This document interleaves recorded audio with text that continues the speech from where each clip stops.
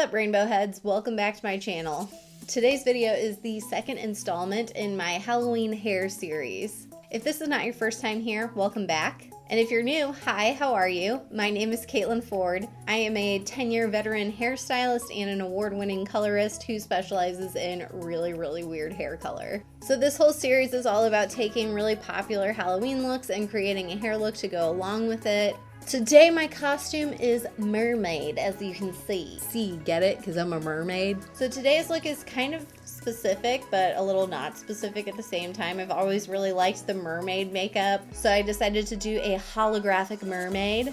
I'm back again with another holo look because I'm just a glutton for punishment for all those Simply Nailogical fans. And just like I said in my original holo video, for all of you Christine and Simply Nailogical fans, this is holo inspired. It is not real holo. There's no way to do actual holo on hair. It's impossible. This is holographic inspired. That's the key word.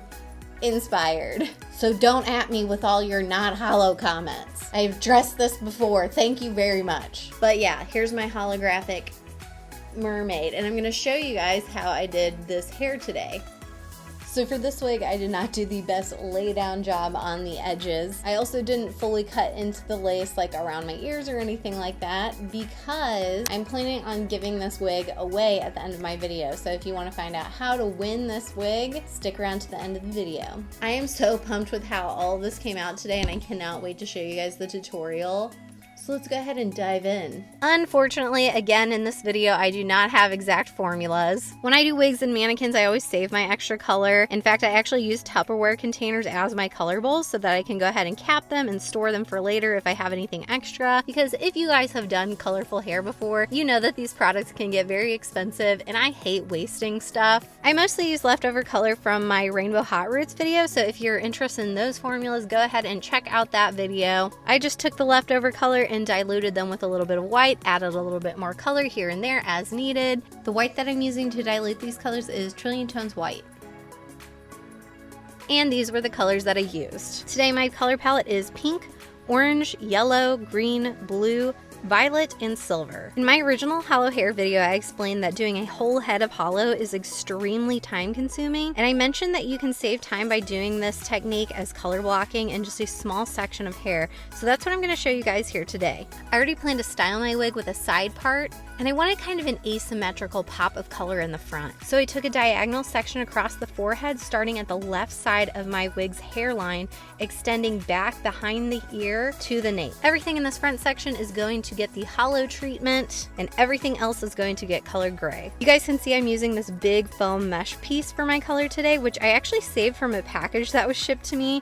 Meshes are actually made out of shipping material, so whenever I see a package that has this foam material in it, I always try to save it because this size of mesh just does not exist in the pre-made, pre-cut kind of form. So I always love getting these big pieces of mesh like this. I'm also going ahead and applying this color to my wig while it is wet, just like I did in my pop art hair video. Today my mannequin was kind enough to volunteer for you guys to help demonstrate my placement. So I'm just shaving her down here really quickly so you guys can see what the sectioning was. Just like in several of my past few videos, I will be using a progressive placement for this look. I decorated my mannequin with a bunch of markers to help better show you guys this. Just like in several of my past few videos, I'm going to be using a progressive placement for this look to do the holo. This is pretty much exactly the way that I did the holo in my last holo hair video, as well as my rainbow root video. To help better demonstrate this, I went ahead and decorated my mannequin's head with a bunch of markers so that you guys could see this placement a little bit better. Each color band that you guys see in this section represents each section in the color. And as I said earlier, I planned to part my wig on the side, and because of this, I wanted to make sure that the pink would be the very first color right at the point that the hair opens at the part. And you guys can see I marked on my mannequin's head where the part line fell. The size of your sections determines how thick the lines in your pattern are going to be. I wanted to do this with really thin lines So I did a little pre-planning here to make sure that a pink stripe would end up hitting right across the part, right in the front, so when the hair splits open at the part line, you get perfect rainbow order on both sides of the part line. I know, I'm crazy. Just like a Captain OCD hair over here. I started my first section using yellow and then continued down in rainbow order with green, blue, violet, and then silver. I did my best to try and make sure that my lines were equal and evenly spaced and all of that fun stuff. I was doing this all by eye, obviously, so it's not 100% perfect, but I'm pretty happy with how straight I was able to get these lines. But you know, just do the best you can.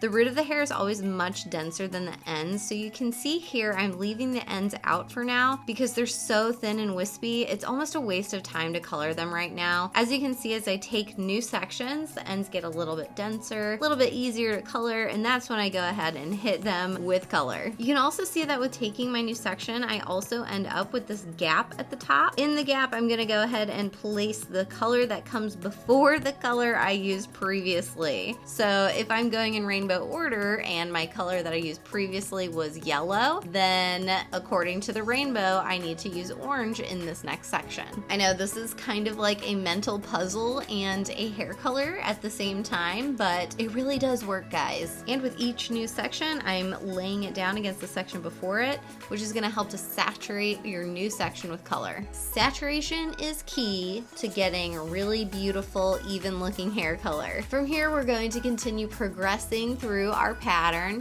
See, that's why it's called progressive pattern placement, until we finally reach the nape of the head. Literally just repeating what we have already done over and over and over again until you're finally finished. That is the name of the game with this kind of hair color. But for now, please enjoy this moment of rainbow satisfaction.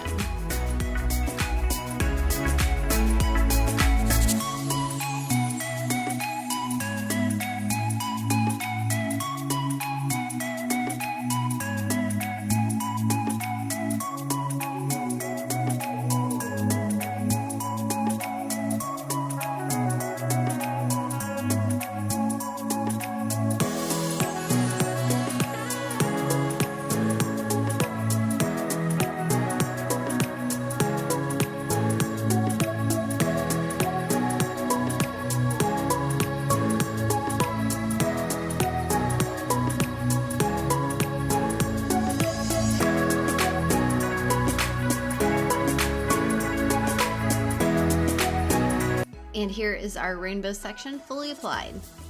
The color for the rest of this hair is pretty simple. I'm using two different gray formulas, one light and one slightly darker. I personally always like to do a slightly darker root with any of my solid colors. I personally just like that it's a little bit of added dimension, even if it's on the more subtle side. When I do a root color, I like to apply my colors with a vertical sectioning. Vertical lines help to take away visual weight. This is one of the fundamental rules of hair. So we'll end up with a nice soft transition between these two colors. And here is our color fully applied. And now it's time for a little bit of peel porn. Full disclosure, I have basically been working on this hair with every spare second that I have. So I ended up leaving the hollow section on overnight, and then I did the gray side the next morning. And when you leave color on for such a long time like this, it starts to get kind of like solid and waxy. You can see barely any of it is coming off of my hands. Don't worry if this happens to you, if the hair feels like hard, if it's been sitting there for a little while, the color will still rinse off. It's still water soluble. It will still come off. Don't worry. So next it's time to rinse with some cold water, and we're gonna go ahead and skip shampooing to prevent any bleeding from happening. So just for funsies, let's do a little wet combing action. There's just nothing like some good old wet combing.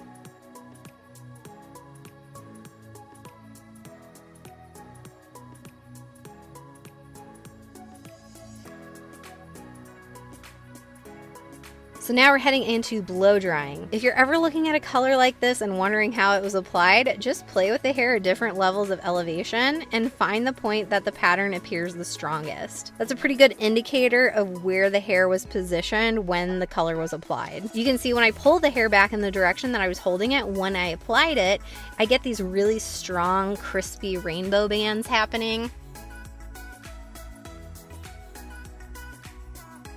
Today I'm going to be using this Amika Chameleon wand set to style my wig. I was given this a while back when I did a campaign for Amika, and I absolutely love this set. It's really cool because you can change the barrel size depending on what you need. It's definitely a great set if you're a professional or if you're someone who likes to experiment with a lot of different styles. And as you guys might have realized, I like to live life on the edge with my hands, so we're not going to use the heat protective glove today. I'm using the small tapered barrel and the smallest of the linear barrels, which I believe is about 3/4 of an inch wide. And for this style, I am curling all of the hair in the same direction. For this type of vintagey curl, you really want to make sure that your curls go back away from the face on the light side of the part. So if you part your hair on the side, you want the curls to go away from the face on the side of the part where there is less hair, which means they will end up going towards the face on the other side of the part. It's important to make sure that the hair has completely cooled down before you start brushing out the curls, because if you don't let the hair curl down, those curls haven't completely set yet. The way I've heard it described is, you've seen a blacksmith kind of working with a piece of metal before. They throw it into an oven and they get it really hot, and then they pound out the shape that they're wanting in the metal, and then they plunge it into cold water, and that's what actually turns the metal hard and helps it to keep its shape. So that's the same thing that happens with hair. The bonds inside aren't fully solidified until the hair has completely cooled down. So especially if you're someone whose hair tends to go limp with curls very easily, make sure that you don't brush your fingers through your hair or with a hairbrush or anything like that until the hair has completely cooled off. I sectioned off this small U-shaped section at the hairline on the heavy side of the part and switched to my 3/4 inch barrel and took diagonal sections towards the part, curling each section.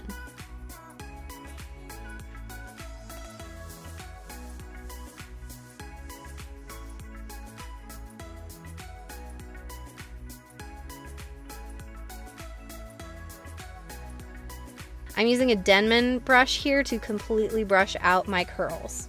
Next, I'm using a tail comb to back comb the curls. This helps to start form our waves and starts to sort of melt the curls together and gets rid of the separation between each curl. And then the next part is going to be all about sculpting our style out of the curl set that we just did and refining any flyaways, getting rid of the frizz. I'm using my tail comb here and hairspray to manipulate the curls into the shape that I want. And then I'm pinning my waves into place with duckbill clips. On the indented parts of the waves, I really like to use my hairspray can to kind of tame those flyaways and shape the indents. And also today I'm using the Color Wow hairspray here. Then I threw my wig on and I was ready for my deep sea adventure. I am really happy with how this came out. I feel like what would happen if Lady Gaga and Ariel got together and had a baby. I think this would be that baby. Well, that's all I have for you guys today. It is now 1 o'clock in the morning here, and I have to go take this off so I can get ready to go to work tomorrow.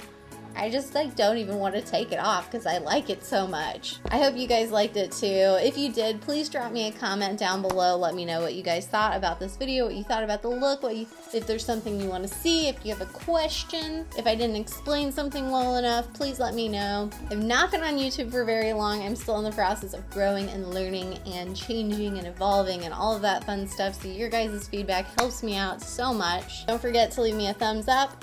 Hit the subscribe button if you're into weird hair stuff, because I will be doing more weird hair stuff. Don't you worry, more is coming. There's an endless supply of weirdness in this one crazy human being. So don't you worry, there's more weird stuff ahead. And remember guys, hair completes the look. I'll see you later, rainbow heads. So you stuck around to the end of the video, eh? Lucky you. Here's your chance to win the wig I worked on in today's video. To enter, head to my Insta page at Caitlin Ford Hair and share my trailer for this tutorial in your Insta story. I'll be picking a winner in 24 hours at random. Good luck.